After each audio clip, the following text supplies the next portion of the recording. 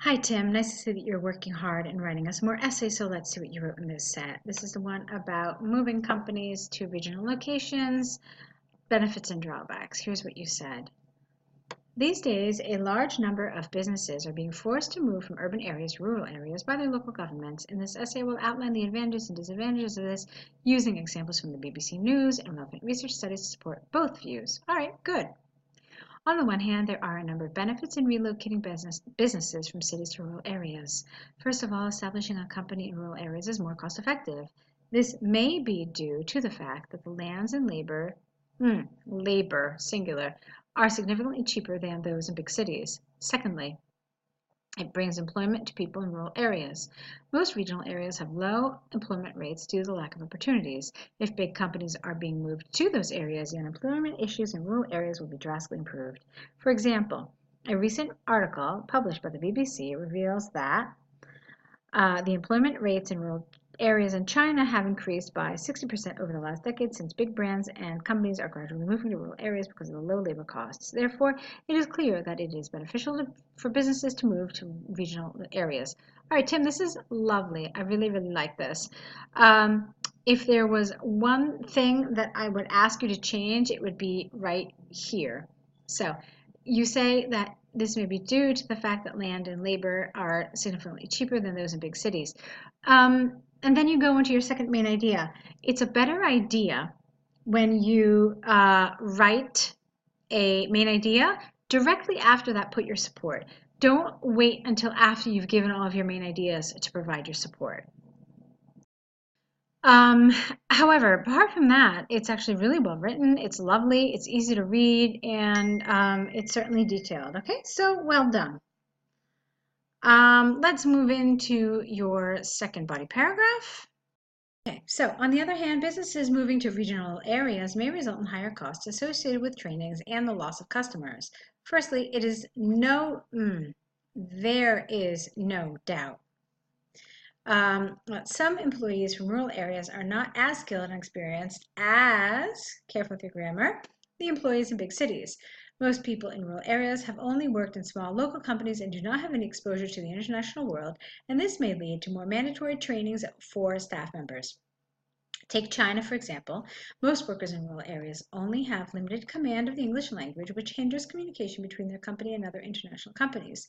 Furthermore, moving away from the cities is not wise for the customers. Some consumers are unwilling to travel to a regional area to support the company, and therefore they might opt for another company which, not who, is more convenient for them. For instance, some empirical research studies show that 70% of businesses which they're not people. I know they're made up of people, but they're not people. Which moved from a big city to a regional area experienced a great loss of customers due to the inconvenience. Therefore, it can be seen that moving to regional areas might lead to loss of money. All right, well done. Let's look at the conclusion. In conclusion, there has been an increasing number of businesses relocating from big cities to rural areas. This movement can be advantageous as it improves employment in rural areas and the resources costs can be heavily cut down. However, companies might have to invest their money on training unskilled employees, and it might also lead to the loss of customers. All right, it's great. It's really well done. You've definitely developed it really well. You've followed the template to a very good degree. So I'm rather pleased with this. If there was one thing that I would like to see a little more, it would be some higher level vocabulary. Let me tell you what I mean. I kept seeing, where is it? Here we go. The word big in this essay. So you talked about big companies, you talked about big cities.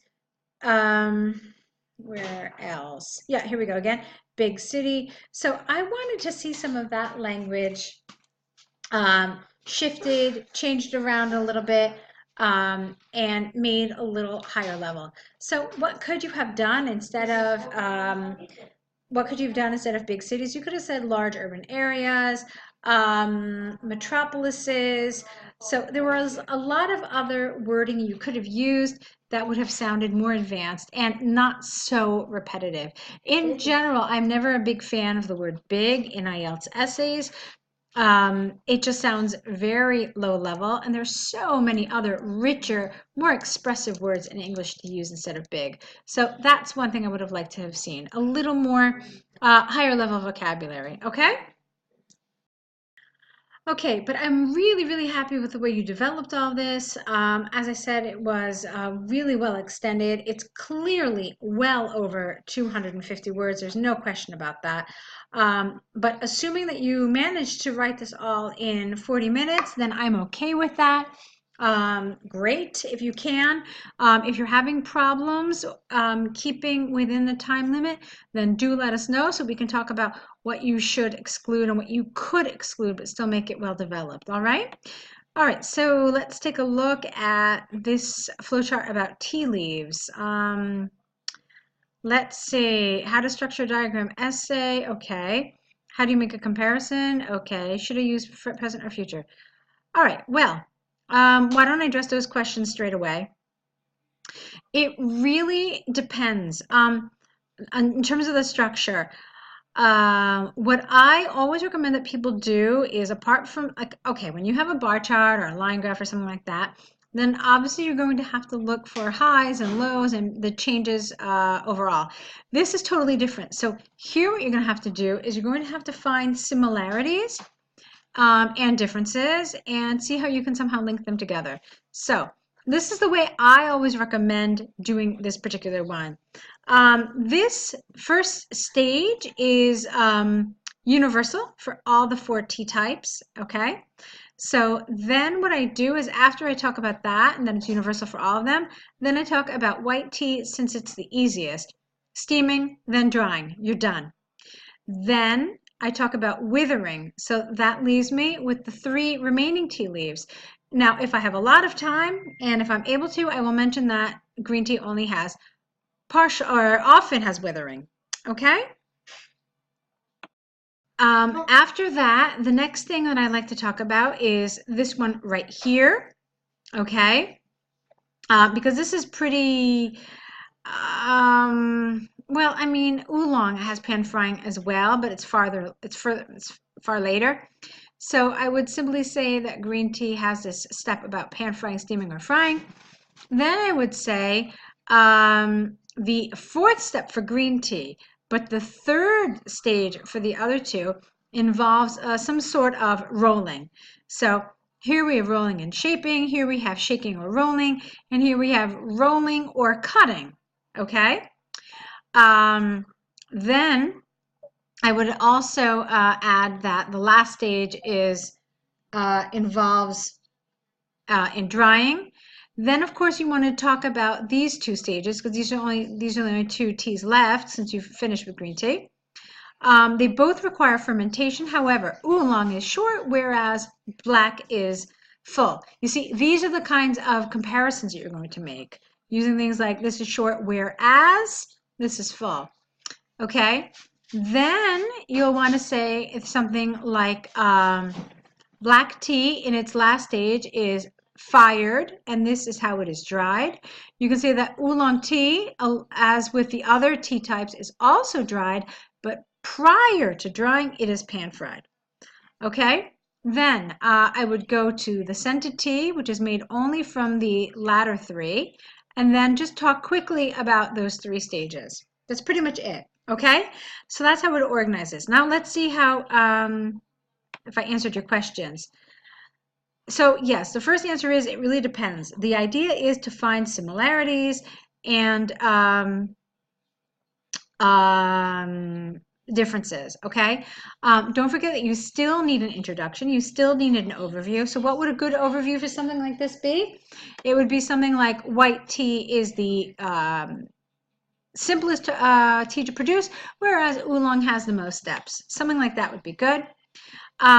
You are going to use present tense because this is just a general fact. It's not something that is limited by time. So present tense is how you would do it. I think I answered this question about comparisons. You're going to show where they're similar, and then you're going to say, in contrast, this is produced like this. Okay, that's the kind of way, that's the way you're going to provide comparison. All right, so let's see how you actually did this. The flowchart provides, careful with your spelling, information about the process of how 5 different types of tea are made. Overall, white, green, oolong, and black tea are produced with fresh tea leaves, while scented tea is made of black, green, or oolong. All right, that was fine for an overview. First of all, the fresh tea leaves are steamed and then they get dried to produce white tea. Good. As for green tea, the fresh tea leaves often go through the process of withering. Then the leaves get pan-fried, steamed, or fried. After that, the leaves are rolled and shaped or dried with added jasmine, and then green tea is produced. After the fresh tea leaves, what are you talking about here? You didn't, what is this? Is this oolong? If it's oolong, you should have mentioned it in the beginning. So as for oolong tea, well, you just said the same thing here. So after fresh tea leaves get sorted, in order to produce oolong tea, they will then be cleaned. Now, it can't be it has to be they because it's tea leaves, plural. Then the leaves will be withered. No, the leaves are withered. So it is cleaned, it is withered. Following this, the leaves are shaken and rolled in a basket to bruise leaf edges. After a short fermentation, the leaves are pan-fried before they get dried, or before they are dried. Finally, oolong tea is produced. Similarly, with black tea, the fresh tea leaves go through the process of withering. Then they get rolled into strips for gung fu black or cutting for broken black. Subsequently, it undergoes a full fermentation and then drying. Green, black, or oolong tea will undergo drying and scenting with flowers and fruits. After the tea gets cooled, it will then become scented tea. All right, what you did is fine, but you essentially didn't do much of the comparison and much of the grouping that I suggested. So that for me would be the weakest part. Did you talk about everything you're supposed to talk about? Yes, absolutely. Was the grammar fine? It was fine, but what tripped you up was some of these tenses. So you kind of flip-flopped between present tense and future tense. That's not going to serve you well in terms of your grammar grade. Because it's just not consistent. If you had consistently used future, you'd be fine. If you had consistently used present, you'd be fine. But this flip-flopping is not going to do you any favors, okay? And that will be reflected in your score for grammar. So that's pretty much what I had to say about this. You did all the main parts correctly. So in terms of task achievement, it's good. Again, not much grouping. They will be looking for that in order to give you a higher level task achievement score. A lot of little paragraphs, not a huge deal. This is task 1. It's not a huge deal to have paragraphs like this. So that's pretty much it. Again, it's the connections that I wanted a little more of. And when you make those connections, that will be reflected in both your coherence and cohesion score and your task achievement. So keep that in mind. Go ahead and correct these essays, return them back to us, and let's see what you write in your next set. Okay, good luck.